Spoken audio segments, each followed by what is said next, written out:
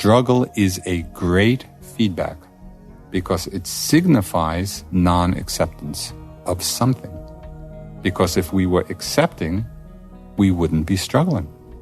So whenever we're in that sense of striving, of struggle, of tension, whatever it may be, take that as a feedback, not as a problem.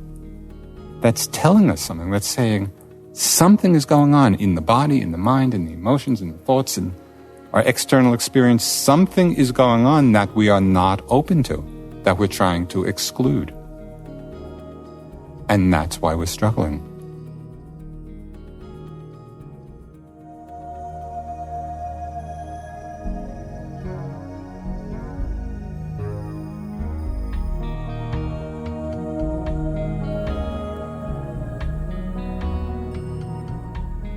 Welcome to the Joseph Goldstein Insight Hour.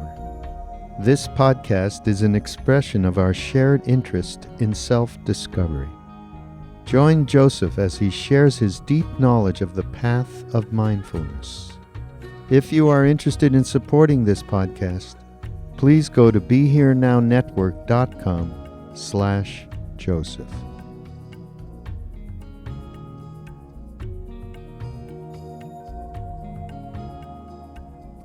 Tonight I'd like to continue the discussion of sudden awakening and gradual cultivation. So what does sudden awakening mean? It's the recognition and the experience of the mind's open, empty, aware nature, which is always and already present. It's not something we have to get or develop. It's rather something we need to recognize and settle back into.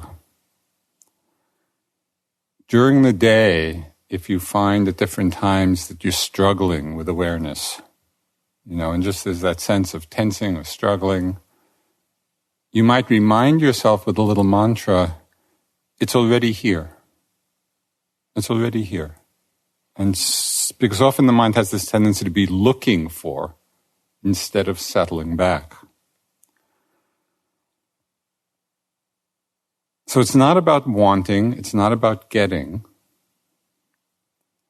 It's about letting go into the wisdom mind of non-clinging. There are a few just very direct little teachings about this. One is from the great Dzogchen master Khyentse Rinpoche.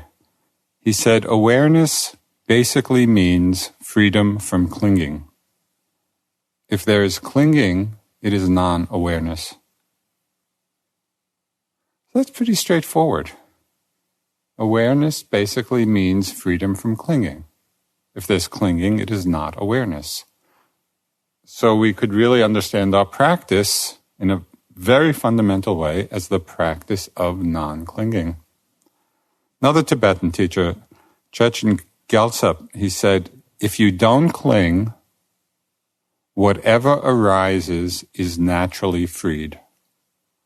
And so that's a very nice expression. If there's no clinging in the mind, whatever arises, in the body, in the mind, it's naturally liberated because there's no holding, there's no grasping. Everything in its nature is changing, is arising and disappearing. So we could see non-clinging as the bottom line, the reference point of this practice of recognizing awareness. Now, a key element of understanding the mind's empty nature, the empty nature of awareness, is not clinging to or identifying with awareness itself. Because that's often the last holdout of the sense of self. We're not clinging to thoughts, emotions, sensations, sounds, but very often and in very subtle ways, there's this identification, well, I'm the one who's aware of it all. So that's something we need, over time to really look at and explore. we begin to understand that clinging is a doing of the mind. When we're clinging, we're actually doing something. And non-clinging is a non-doing. It's a resting back in the natural ease of mind.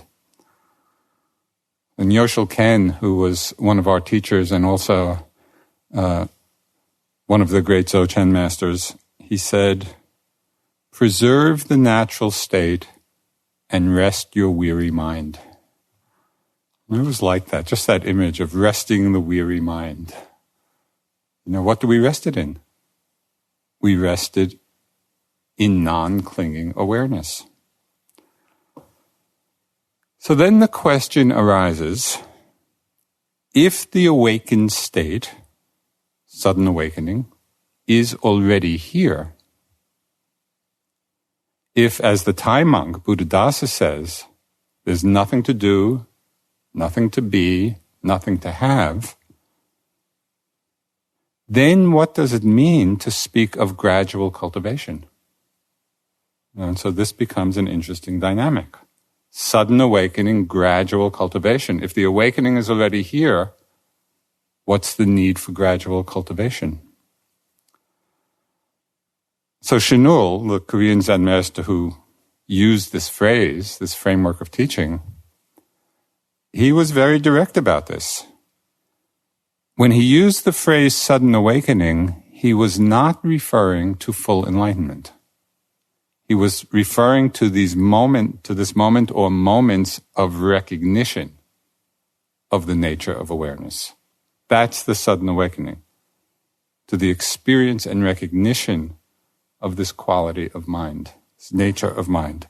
Doesn't mean that we're fully enlightened. Got it? Okay, so even though we may have recognized to some extent the empty, aware nature of mind, Chinul, I think very accurately goes on to say, although we have awakened to original nature, beginningless habit energies are extremely difficult to remove suddenly. Hindrances are formidable, and habits are deeply ingrained. Is this a surprise? Hindrances are formidable, and habits are deeply ingrained. So how could you neglect gradual cultivation simply because of one moment of awakening? But then he goes on to add one little very important piece. He said, but although you must cultivate further, you have already awakened suddenly to the fact that deluded thoughts are originally void and the mind nature is originally pure. So even though the hindrances are formidable and habits are deeply ingrained, Chinul is reminding us that even though one moment or many moments of awakening is not complete, it still transforms the way we continue to undertake our practice. So that's the power of it. Not that there's no further work to be done, but how we do that work is transformed. So as we practice gradual cultivation, and even as we use all the skillful means and methods that we talk about, we're now proceeding from the understanding that the hindrances, the defilements, whatever difficult energies are arising, we understand even as we're working with them that they themselves are empty and insubstantial. So this is a very different way of relating to the hindrances themselves. We work with them. They're still there. They're going to be there probably for quite a while. But after moments of recognition, moments of sudden awakening, we start to relate to them in a much easier and lighter way. So there's one description of the Buddha's enlightenment which has inspired me a lot. in my practice. And there's a description that Joseph Campbell writes about in his book, Hero with 1,000 Faces. And he describes how the Buddha is the Bodhisattva, just before his enlightenment, is sitting under the Bodhi tree in Bodh Gaya, India. And he has made the firm resolve not to get up from his seat until he has attained full realization. So just for a moment, consider that level of resolve. I mean, imagine coming into the hall. I will not get up from my seat. So there's some power there. And as the night progressed, as Campbell describes it, different forces of Mara, or the embodiment of ignorance, appeared in his mind. And so there were terrifying visions, of violence and aggression. And there were very enticing and alluring visions of heavenly pleasures. And then one sentence that Campbell uses, to me, this one sentence captures the essence of the practice and has become a kind of reference point for my own practice. And it's the expression, for those of us still on the path, of what sudden awakening, gradual cultivation might mean. So in the face of all these frightening and terrifying and enticing and alluring visions, it said, and the mind of the great being was not moved. And I just love that possibility. In the face of whatever arises, and the mind of the great being, the Bodhisattva, was not moved. So this really can be the pole star of our practice. In whatever posture we are, in whatever activity we're engaged in, does our mind move? Are we pulled out of awareness? What has the power to move the mind? How is the mind seduced? By various arising appearances. I've mentioned to some of you in the groups, more and more I see the whole practice as simply being in the flow of experience and noticing, seduced, not seduced, seduced, not seduced, although it's not usually one-to-one. Unfortunately. Seduced, seduced, seduced, seduced, seduced, not seduced.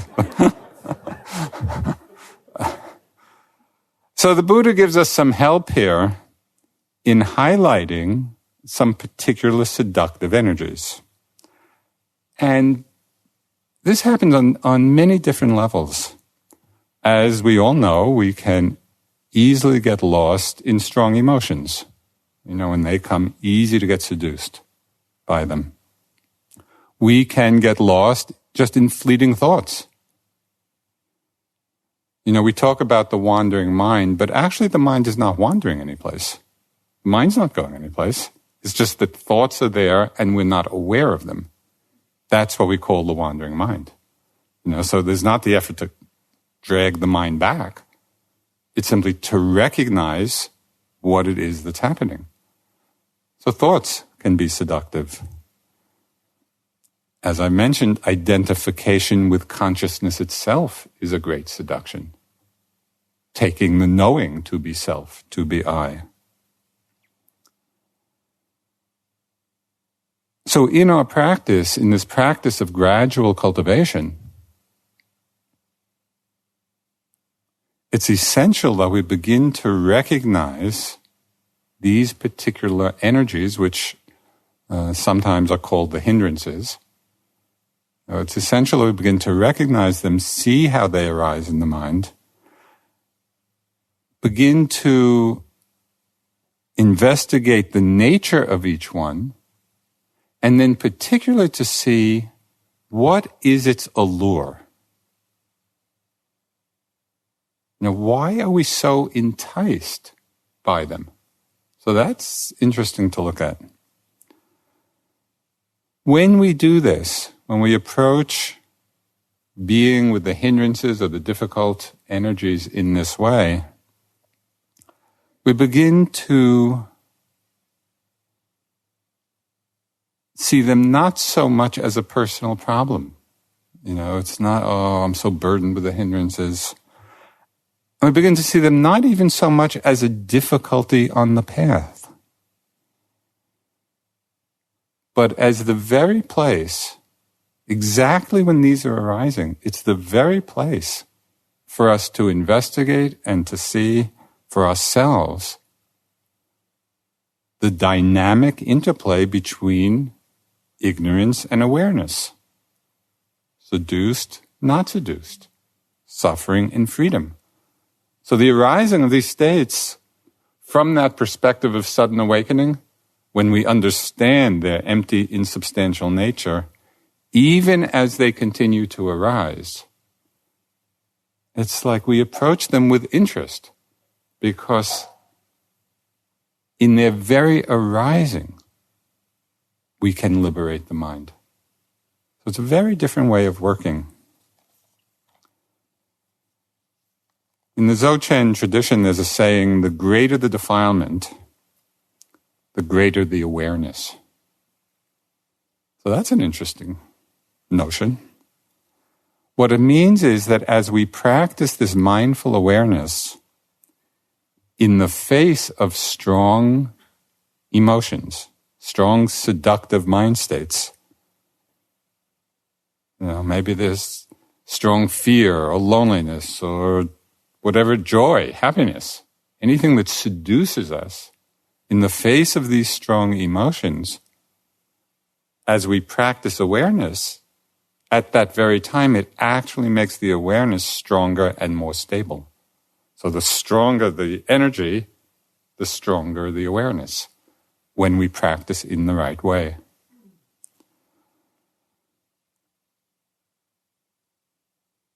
So the challenge for all of us is, can we practice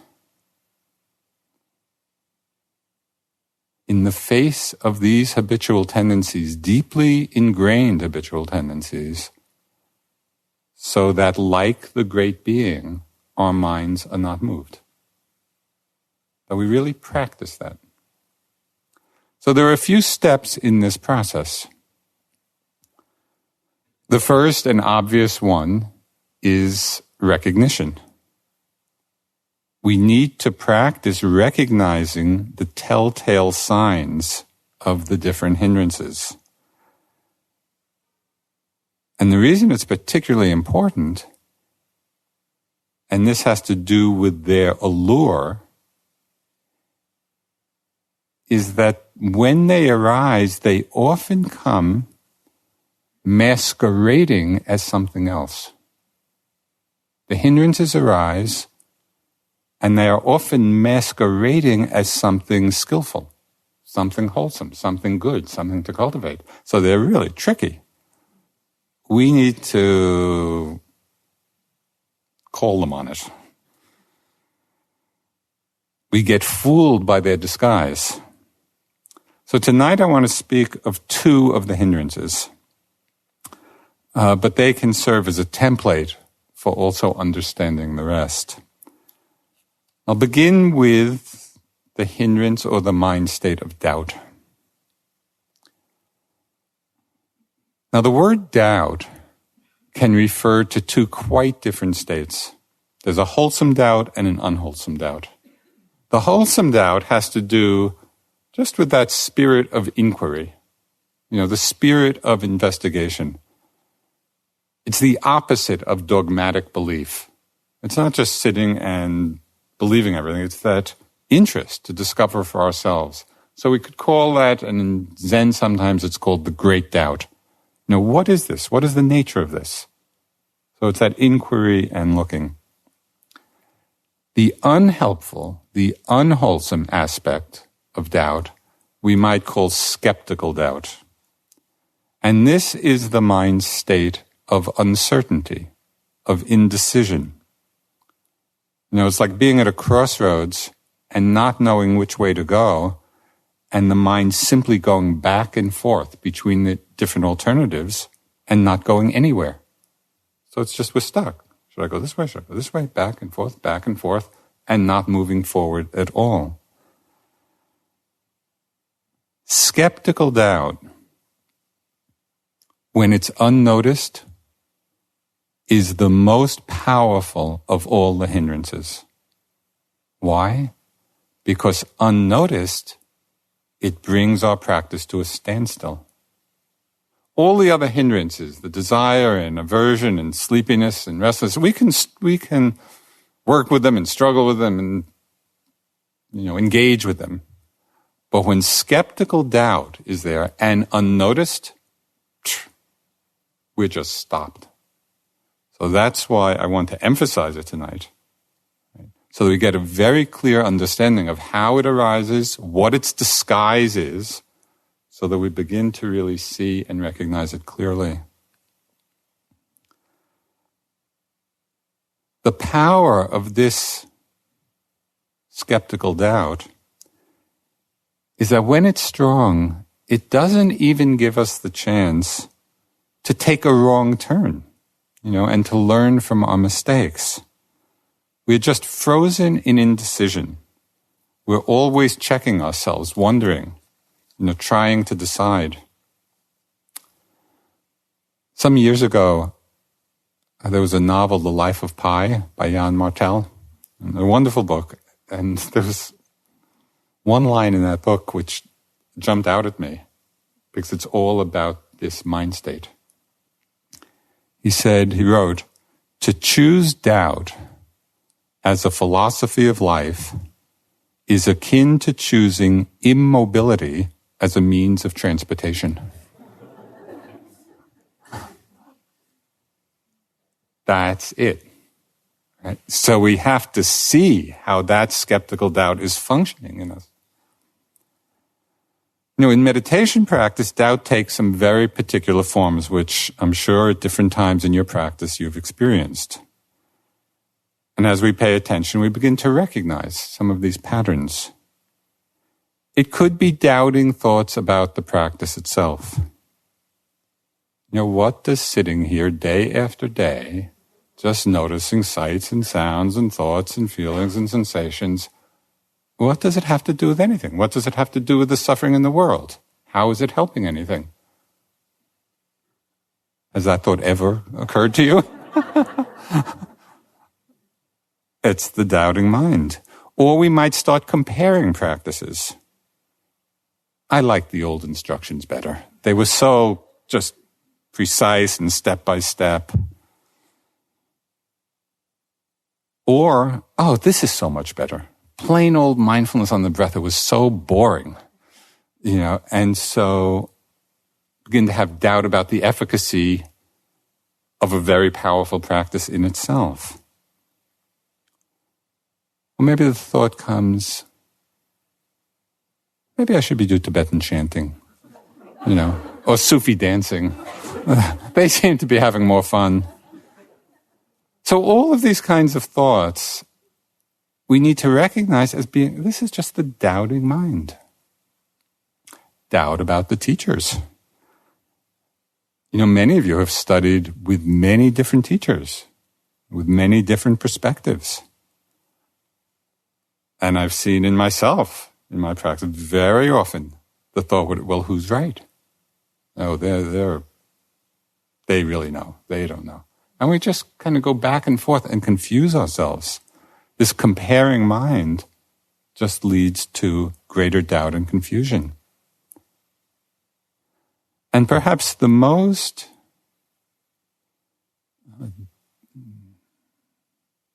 debilitating kind of doubt is self-doubt. And that can take the form of doubting our ability to practice. Am I doing this right? I can't do it. It's too hard. I don't understand it. We get caught in that loop. When the pattern of self-doubt is strong, not only is it a hindrance in the practice, it becomes a tremendously debilitating force in our lives, because we're always undermining ourselves. We're always checking ourselves because of that self-doubt. And we're always holding back. At one teaching with the Dalai Lama, someone asked him, "I do not feel worthwhile as a person. How can I work on this as a beginning meditation student?"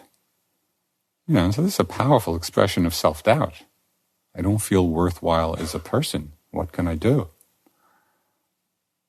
And the Dalai Lama was so...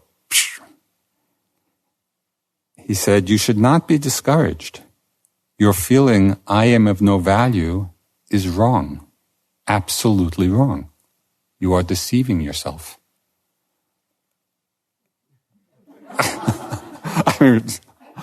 I love that. He's just calling it. These thoughts may come, these thoughts of self-doubt. I'm not good enough. I'm not worthy, whatever form it takes. And we believe it. It's wrong. We are deceiving ourselves because we're not seeing doubt for what it is. Now, it's an interesting phrase. There's an interesting phrase in English when we say someone is plagued by doubt, just as a kind of idiom. It is like a plague because it weakens us. Instead of making the experiment, whether it's in meditation or anything else in our lives, instead of just be willing to go into an experience, make the experiment, see what it's like for ourselves, and then assess, has this been helpful? Has it not been helpful? Mind simply gets lost in these endless speculation and doesn't do anything. And then, of course, doubt becomes self-fulfilling because staying lost in the doubting mind really is useless. We don't go anyplace. It doesn't allow for us to investigate for ourselves. This endless conjecture, it's exhausting. And it's also painful. In the Buddhist texts, the doubting mind is likened to a thorn that keeps jabbing. And I don't know if, just pay attention to the next time the doubting mind comes. It is just like that. It just keeps jabbing. And we get more and more irritated and discouraged and dissatisfied. Okay, so the Buddha summed this up when he said about doubt and all the other hindrances. He said, when we attend to them carelessly, they cause lack of vision, lack of knowledge, are detrimental to wisdom, tending to vexation, leading away from awareness. Okay. Note that he didn't say when they arise. He said when we attend to them carelessly. So that's a key message for us. So given all this, given that it's a thorny mind and it makes us irritable, tending to vexation, detrimental to wisdom, why would we ever be caught up in them? I mean, that's kind of an interesting notion. Something that's so unbeneficial, what is its allure? Why do we get caught up? Why do we get identified with these states?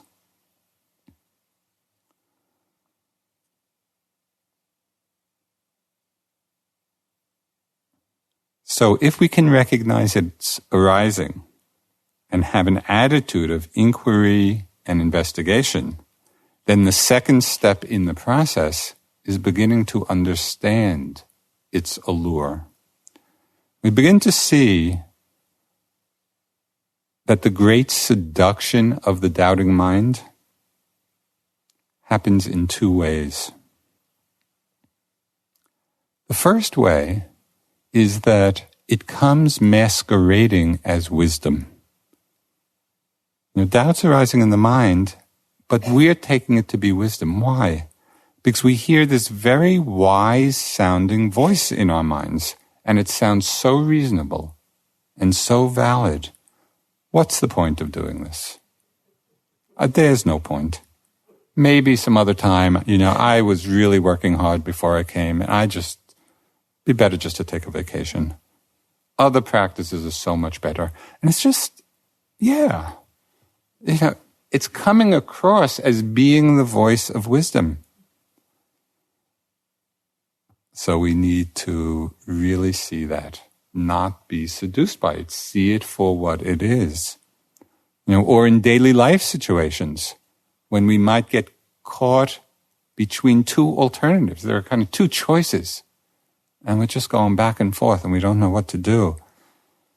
Caught up in endless thought loops about it, and then believing those thoughts, and not seeing them as simply being the doubting mind. We get seduced. So the first is,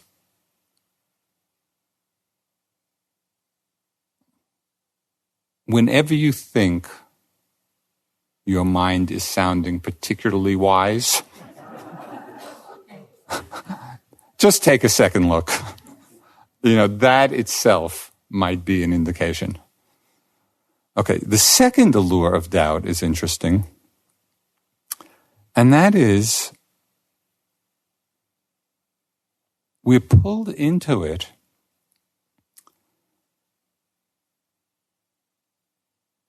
because we often find it difficult to accept that in different situations, we might not yet know what to do.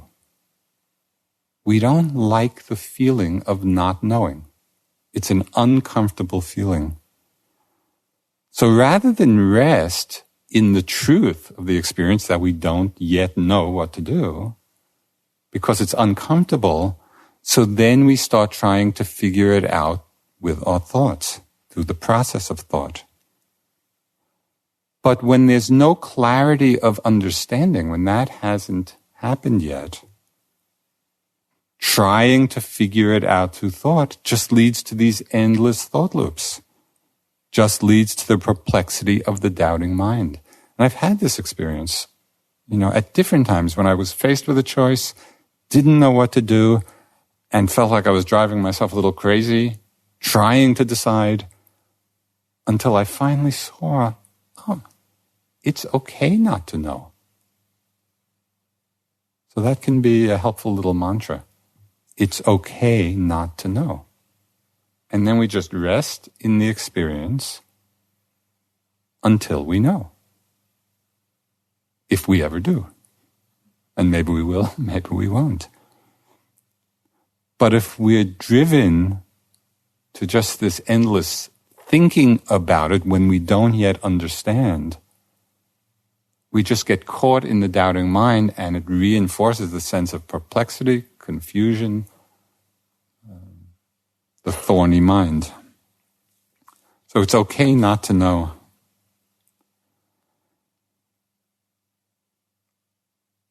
If we can be aware of doubt as just another passing thought, if we can really see it, if we can recognize it, not be fooled by its disguise, and we don't give it any power, we don't buy it, we just see it for what it is. This is a passing thought in the mind, a passing appearance. Then there is a sudden awakening to its empty, insubstantial nature. In recognizing doubt as doubt, we are already aware.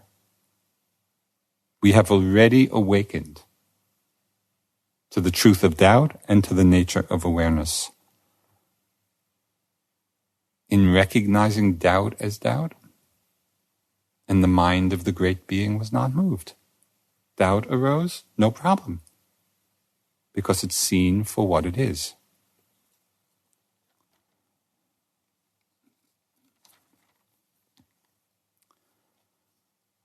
Okay, that's doubt. Doubt is doubt. Simple. Another mind state that often powerfully conditions our lives, and certainly our meditation practice, is the mind state of aversion. And we can experience aversion in so many different ways. We experience it as anger, as hatred, as fear, as irritation, as annoyance, as ill will, as the judging mind. Aversion takes many forms. And all of these forms of aversion are simply the conditioned response of the mind, conditioned reactions of the mind to what we find unpleasant.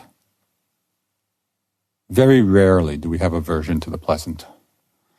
We have aversion to the unpleasant. We don't like it. So as with doubt, we can learn to recognize, we need to learn to recognize aversion when it arises. To investigate its nature. What does it feel like? How is it manifesting? And then to really see and look at the source of its hold on the mind. Now, how does it seduce us? And with aversion, it's like with doubt, it's interesting. It's so unpleasant. Why should it seduce us? So how is that happening? So first, in terms of recognizing it, aversion arises in some pretty predictable ways.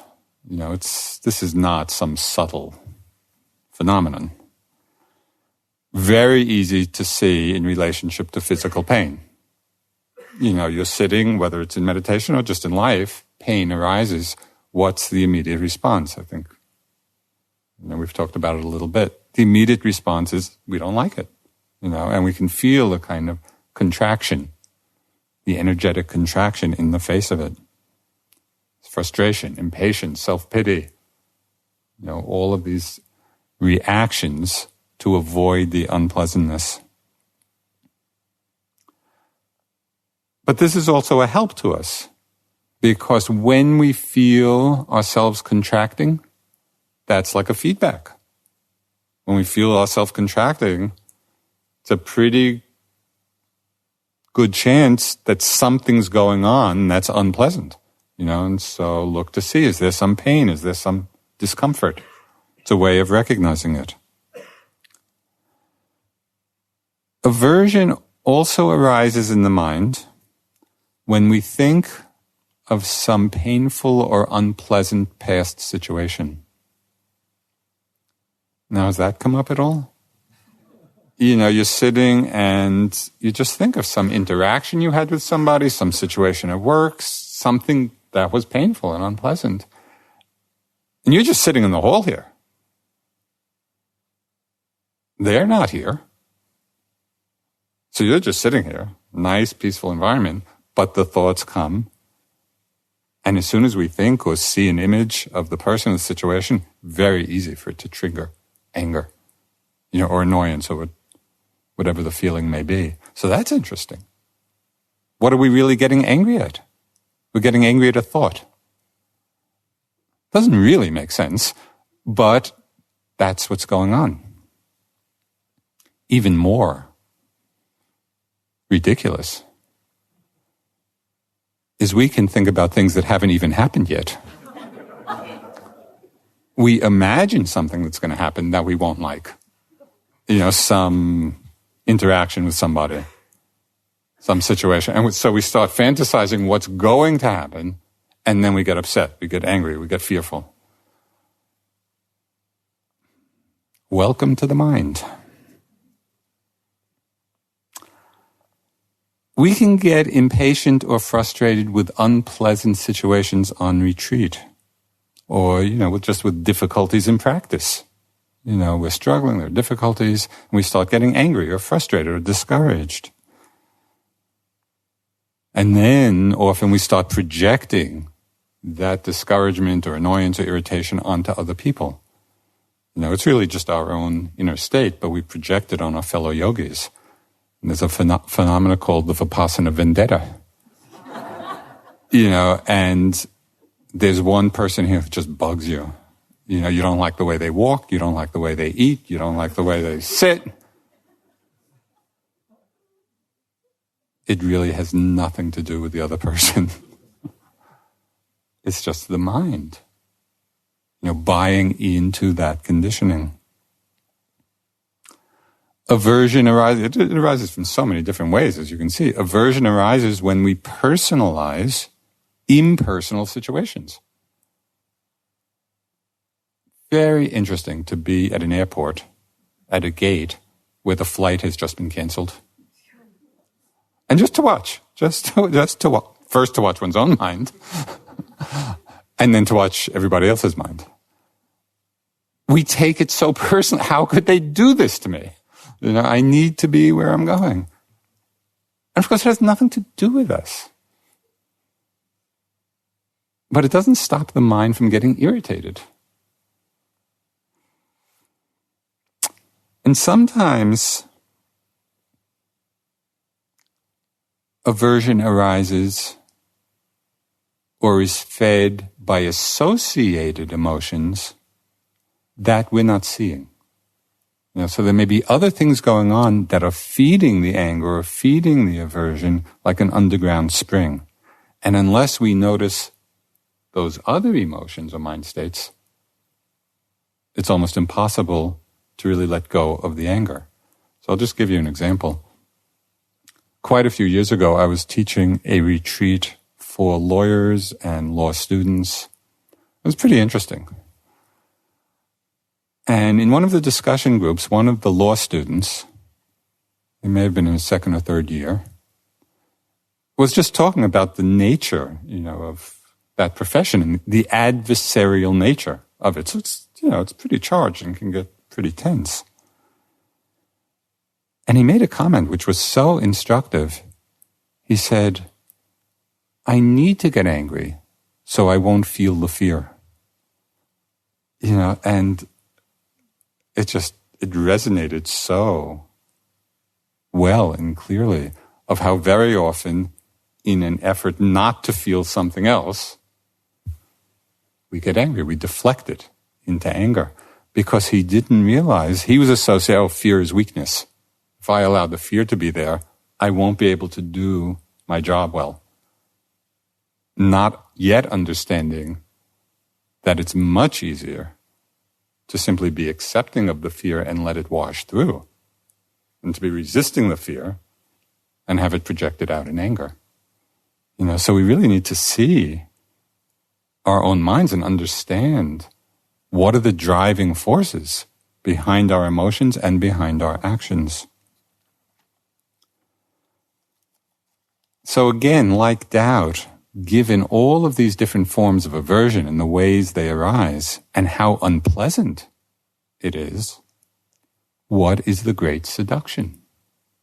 Why do we get caught in aversion, in anger again and again and again?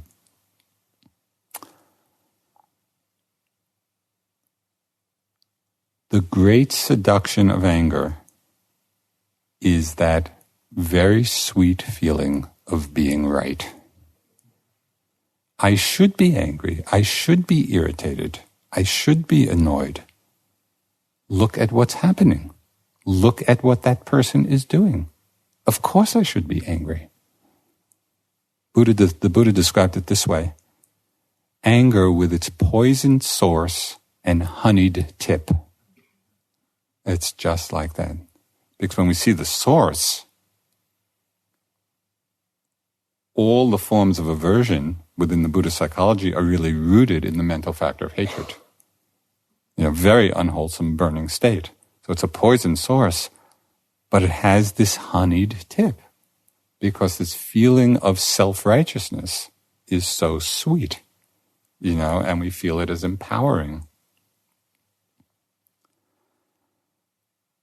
So that's its seduction. And it would be interesting just to notice when we're caught.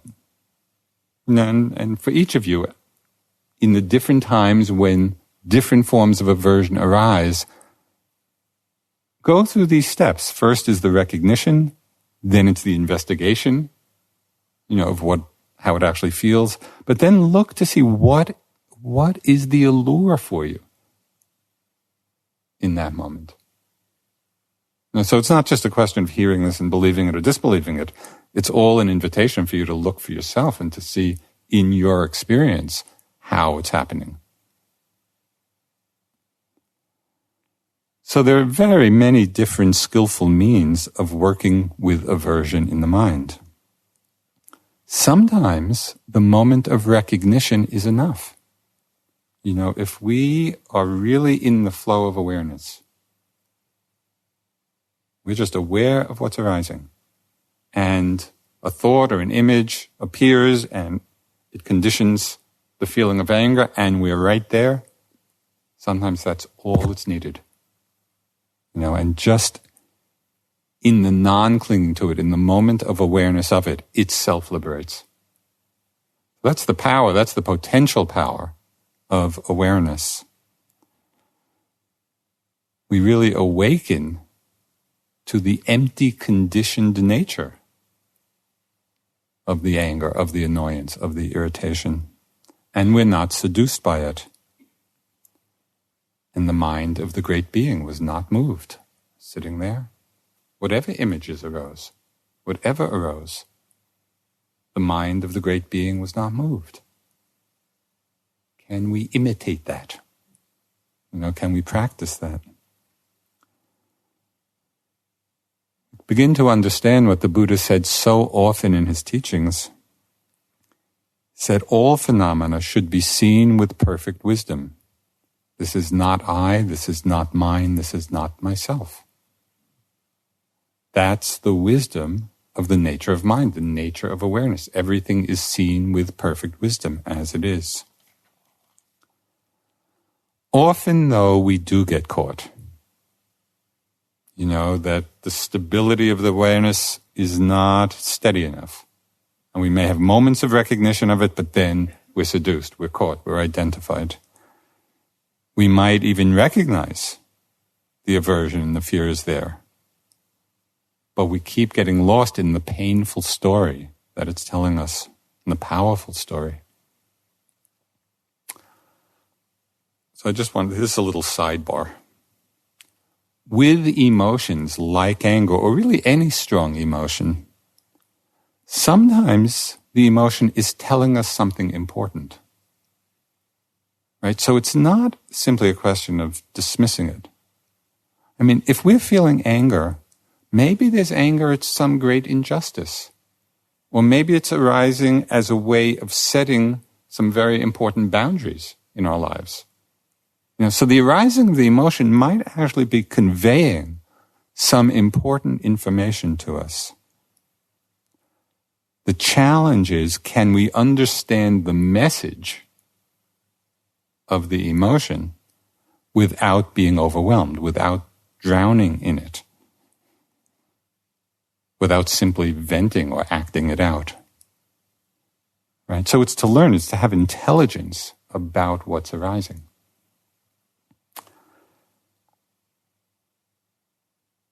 As has been mentioned,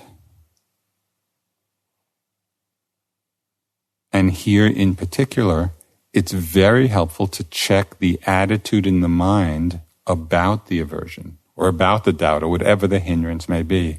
Asking that question, what's the attitude in my mind about this, is really important.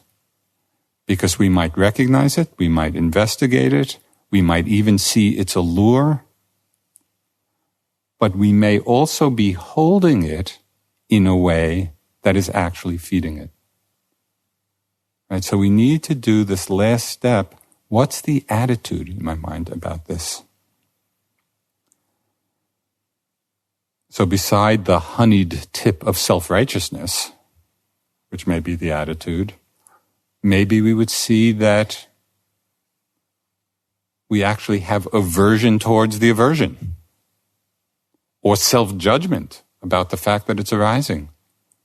And if we don't see those attitudes, they keep feeding the aversion itself. So this step is really important. What's the attitude in my mind about this?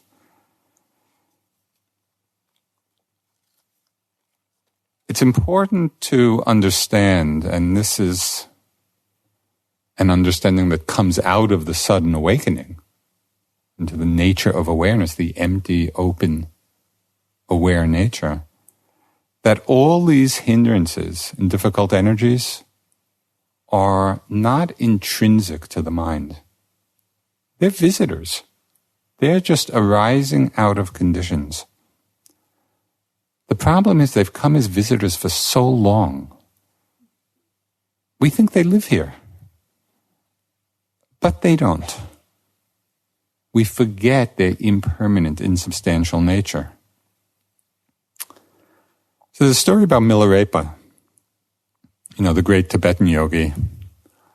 This was before his enlightenment, final enlightenment. And he was off in his cave practicing, and it said that a lot of demons came to torment him in the cave. And he was just struggling with these demons. And you can understand the demons as projections of his mind. And the more he fought them, the stronger they became.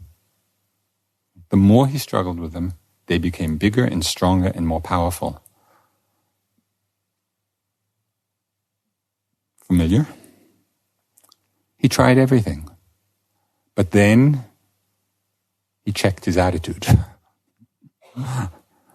And he saw that he was struggling with them, had aversion toward them, wanted to get rid of them, and he transformed that into compassion. He looked upon them with compassion, and it said that he visualized his body as nectar and started feeding the demons. And as soon as he started feeding them, they all disappeared. So this is a nice story. What does feeding the demons mean for us? How can we feed the demons, the hindrances, the difficult energies, the powerful forces in the mind? Whatever the particular hindrance or difficult energy might be, difficult emotion, and it might be unworthiness or fear or anger or hatred or doubt or restlessness or desire, whatever it may be, it means checking the attitude in the mind about it and opening to it with compassion. And opening to it with compassion means being inclusive, not trying to keep something out, but letting everything in and seeing it with perfect wisdom.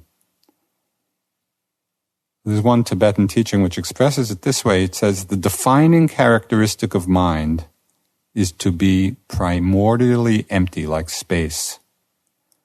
The realization of the nature of mind includes all phenomena without exception. That's a powerful statement. The realization of the nature of mind, the nature of awareness, includes all phenomena without exception. So when we're struggling in our practice, when we're struggling in our lives, it signifies only one thing. Struggle is a great feedback because it signifies non-acceptance of something. Because if we were accepting, we wouldn't be struggling. So whenever we're in that sense of striving, of struggle, of tension, whatever it may be, take that as a feedback, not as a problem.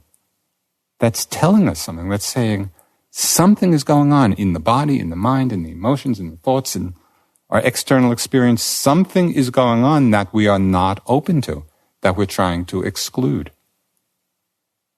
And that's why we're struggling. So one of my very favorite expressions of this truth is a poem by Billy Collins. And the title of the poem is Another Reason I Don't Keep a Gun in the House.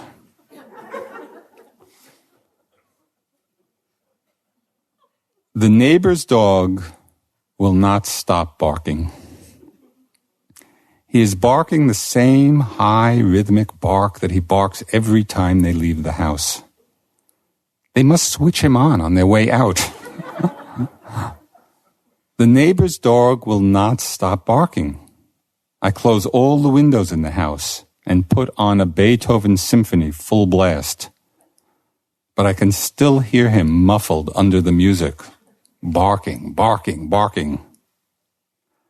And now I can see him sitting in the orchestra, his head raised confidently, as if Beethoven had included a part for barking dogs. When the record finally ends, he is still barking, sitting there in the oboe section barking, his eyes fixed on the conductor, who is entreating him with his baton, while the other musicians listen in respectful silence to the famous barking dog solo. That endless coda that first established Beethoven as an innovative genius.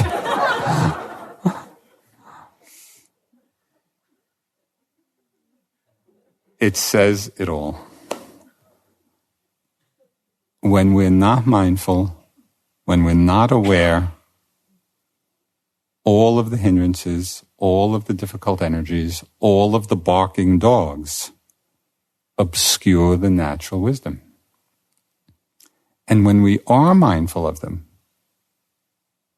when we include them, the barking dog solo, right there in the oboe section, when we include them, when we open to them, allowing them to appear and change and disappear in the open, empty space of awareness, then the hindrances themselves become a vital part of our practice and of our awakening.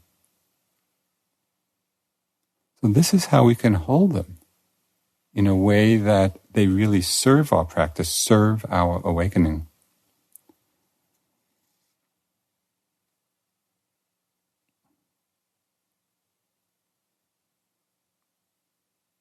Marcel Proust wrote, "The real voyage of discovery consists not in seeing new landscapes, but in having new eyes."